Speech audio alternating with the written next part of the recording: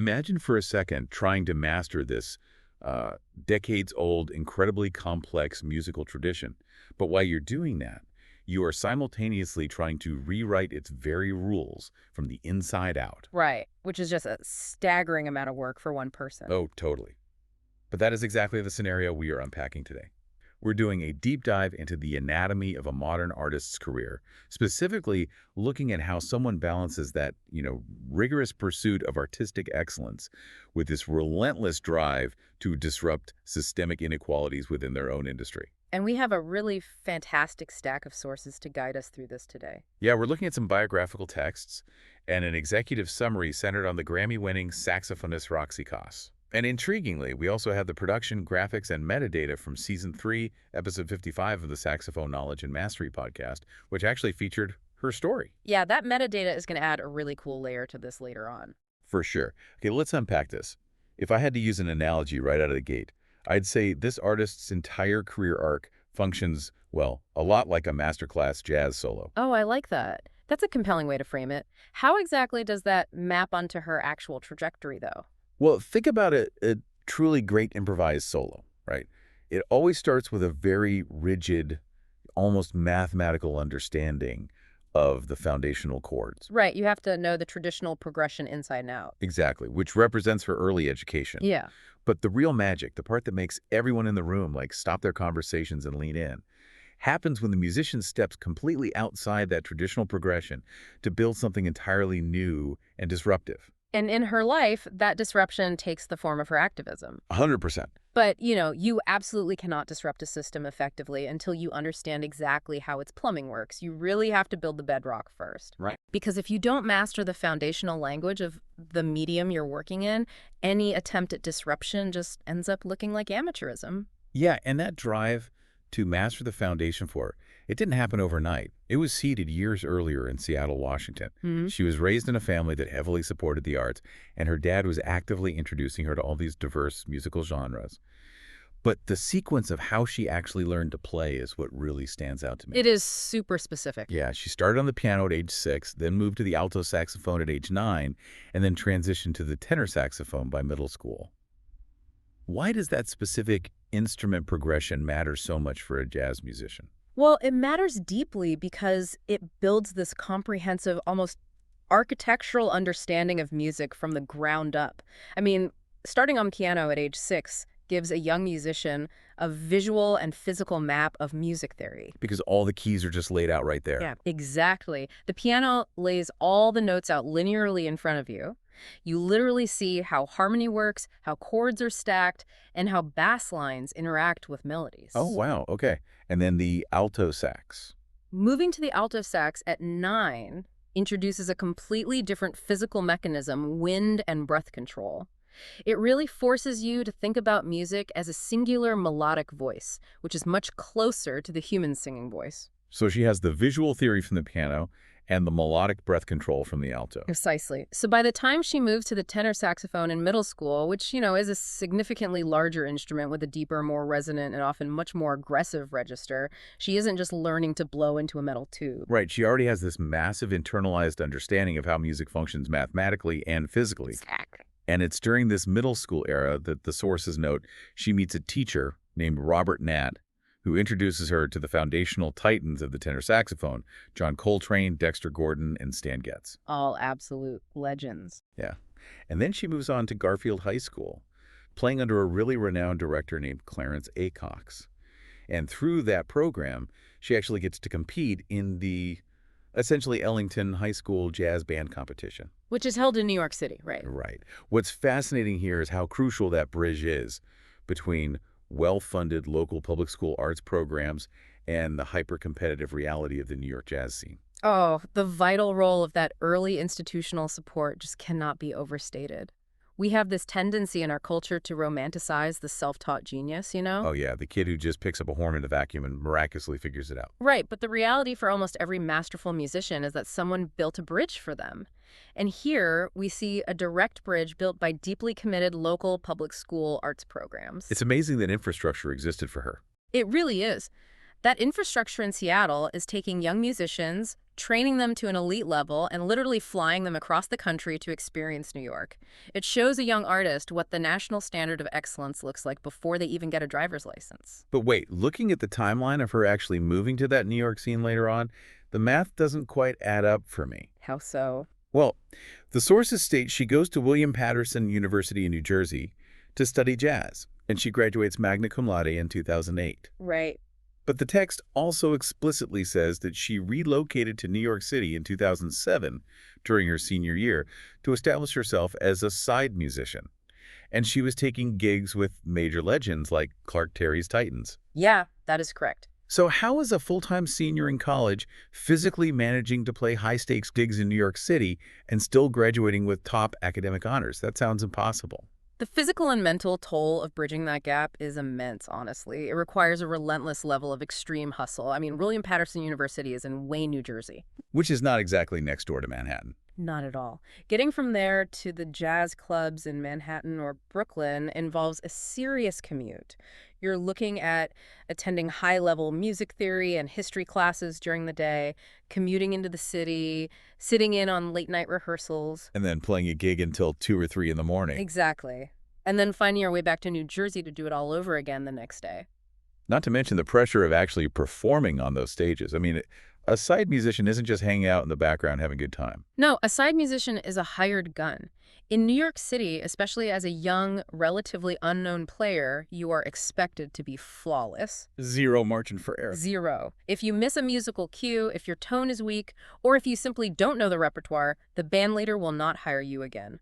Because there are 100 other saxophone players waiting in the wings for that exact chair. Wow. So surviving that gauntlet, especially with someone like Clark Terry, who was one of the most historically significant trumpet players in jazz. Oh, absolutely. It just proves that her foundational bedrock was incredibly solid. It really does. So she survives the gauntlet. But, Yeah. Surviving as a side musician is ultimately just playing other people's music. The sources indicate that to truly leave a legacy, Coss realized she needed to evolve from a hired gun into a band leader with her own distinct compositional voice. Right, she needed to step out front. Exactly. She makes this major pivot. Here's where it gets really interesting.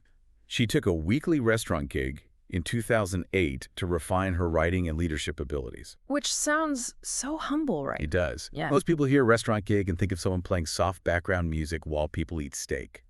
But she treated this like a Silicon Valley tech startup operating out of a messy garage. She was essentially beta testing her musical product. Yeah. When you are developing original compositions, doing it in a high-stakes concert hall with major jazz critics watching is terrifying. A restaurant gig is low stakes. It's under the radar. Exactly. It is a recurring, everyday setting where a band leader can bring in new sheet music, see how the musicians interact with it, see how the audience subconsciously reacts to it, and relentlessly iterate week after week. And that workshop environment clearly fueled a massive creative output. I mean, the sources detail a 6-album discography. It's an impressive catalog. Definitely. It highlights titles like Restless Idealism, Chasing the Unicorn, The Future is Female, and Disparate Parts. But there is a specific phrase the text uses to describe her musical style that I really want to drill into. Sure, what is it? It notes her commitment to, quote, individual expression over conventional pattern reproduction, unquote. What does pattern reproduction actually mean in this jazz context? To understand that, you kind of have to understand how jazz improvisation is traditionally taught. Jazz heavily reveres its historical masters. Right, the legends. Yeah. When you're learning to improvise, you learn by meticulously copying the solos of the greats. You transcribe John Coltrane or Stan Getz note for note. You literally learn exactly what they played. Exactly. You learn their specific musical phrases, which are often called licks or patterns, until they are just baked into your muscle memory. It's a lot like learning a foreign language by memorizing common sentences. Okay, so the temptation when you're standing on a stage with a spotlight on you is to just sort of string those memorized sentences together to sound fluent. Precisely. Under pressure, the human brain defaults to what is safe. And stringing those historical patterns together sounds good. Sure, it works. It's technically impressive, the band knows how to support it, and the audience recognizes the traditional language. But it isn't truly your voice, it is just reproduction. Ah, I see. So prioritizing individual expression means you have to abandon those safe, proven patterns in real time. You have to take risks, play notes that might cause dissonance, and actively compose new thoughts in front of a live audience. It requires immense artistic vulnerability. And she is taking risks with the genre boundaries themselves, too, according to the sources. Oh, absolutely. The text mentions her compositions draw heavily from hard bop, pop, and contemporary fusion. For a listener who might not know the nuances, hard bop is this driving, heavily blues and gospel-influenced subgenre of jazz from the 1950s. It has a very muscular, chaotic energy to it. Yes, it's very intense. Right. So blending that raw, historic energy with the melodic accessibility of modern pop music and the electronic elements of fusion, I have to imagine that is not something jazz purists always welcome. Not at all. It heavily challenges the institutional gatekeepers of the genre. But that friction is exactly what gives her voice its distinct modern edge. She's pushing the envelope. She is. She isn't interested in playing a museum piece. She's actively trying to reflect modern culture through her music. Which brings us to the core disruption of her career. As she established this very distinct modern voice, she realized that mastering the music wasn't enough if the environment she was playing in was fundamentally flawed. The culture of the industry itself. Right. Her focus expands from musical expression to systemic disruption. The sources state that, driven by personal experiences with gender inequity, she founded the Women in Jazz organization, or WIJO, in July 2017. This raises an important question about the transition from artist to activist. WIJO operates as a nonprofit organization with a mission to empower women and non-binary individuals in jazz through mentorship, resources, and a professional network. Right. What is crucial here is that she didn't just speak out against a broken system or complain about it. She recognized a structural void and built the missing infrastructure to fix it. Let's look at the mechanics of that void for a second. Why does jazz specifically need this kind of systemic intervention? Well, Actually, think about your own industry for a second, whether you work in corporate finance, software engineering, or healthcare. Think about the informal networks that dictate who gets promoted or who gets the best projects. yeah, that's a great parallel. In jazz, that informal network has historically functioned as a boys' club. The way you get hired isn't usually through a formal job application on a website. Right. It's not like you submit a resume to play tenor sax on a Tuesday. No, it happens at a late-night jam session. Yeah. It happens grabbing a drink after a gig. A band leader says, hey, I need a tenor player for Tuesday, who do you know? And a musician recommends their buddy. If women and non-binary individuals are subtly or overtly excluded from those informal late-night hangs, they don't get the recommendation. Their careers stall out regardless of how good their pattern reproduction or individual expression is on stage. It's this entirely invisible barrier. So WIJO's formal mentorship program is essentially hacking that informal networking process. Exactly. By pairing a young female or non-binary saxophonist with an established professional, WIJO is manufacturing the introduction.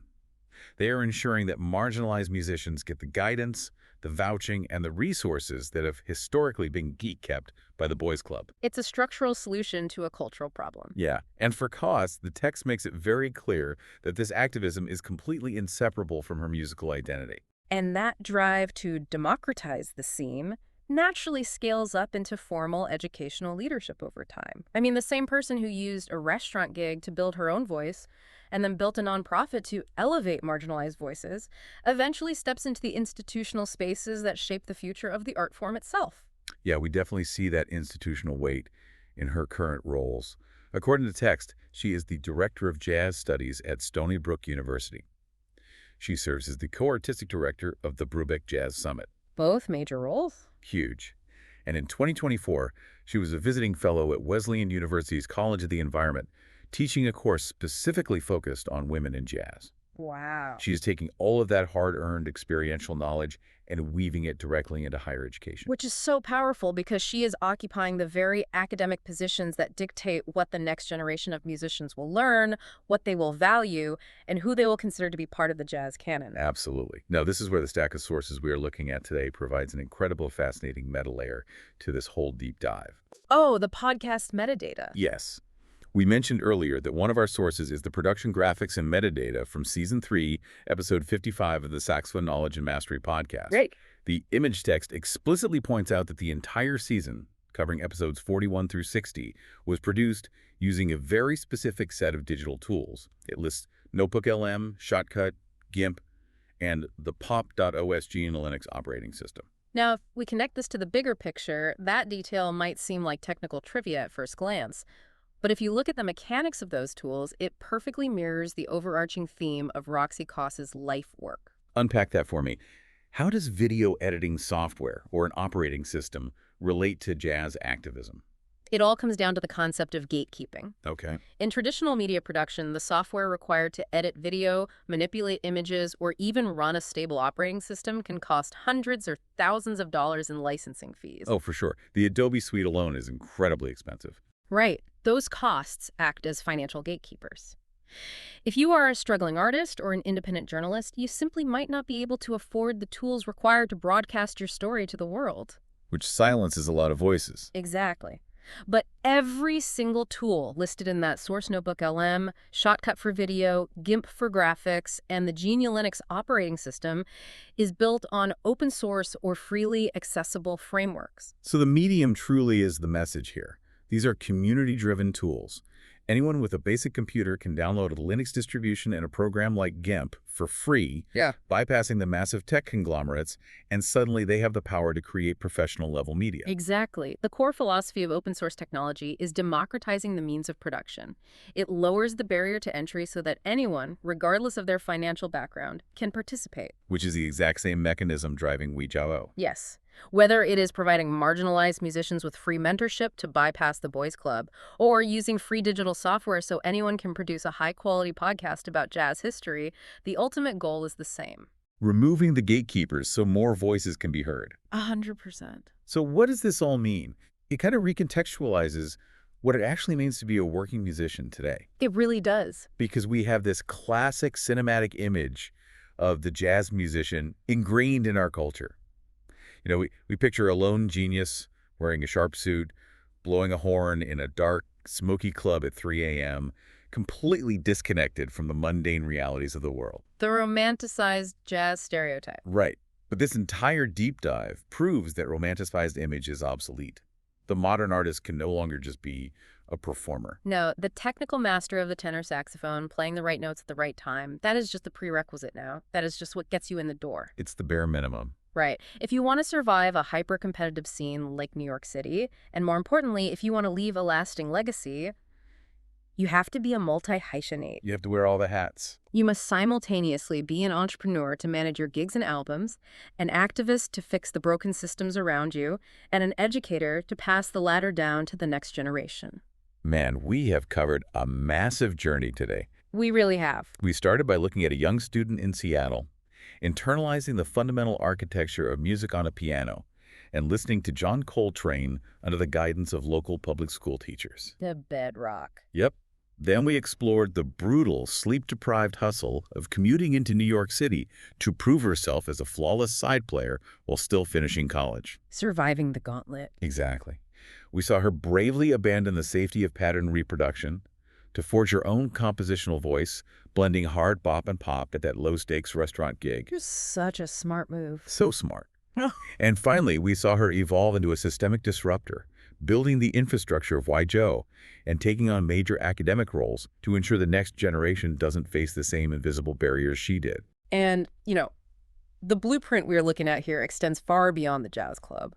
Using your hard-earned expertise to build ladders for others, identifying the informal networks that exclude people, and actively constructing the infrastructure you wish had existed when you were starting out, that is a playbook applicable to absolutely any professional field. You master the system, and then you change the rules of the system. You learn the traditional chord progression, and then you step outside of it to create the masterclass solo. Spot on. As we wrap up today's deep dive, I want to leave you with one final thought to mull over, and it goes back to that brilliant pivot we discussed earlier. Roxy Coss used a standard, likely overlooked weekly restaurant gig back in 2008 as a secret laboratory. Her garage startup. Exactly. She didn't wait for a prestigious concert hall or a massive record deal to start innovating. She used a low-stakes environment to relentlessly beta test her original sound. So look at your own life and your own daily routines right now. What restaurant gig do you have? Maybe it's a routine administrative task, a boring weekly team meeting, or just a quiet daily commute. What seemingly mundane, low-stakes environment in your life could you secretly start using as a laboratory to develop your next big breakthrough?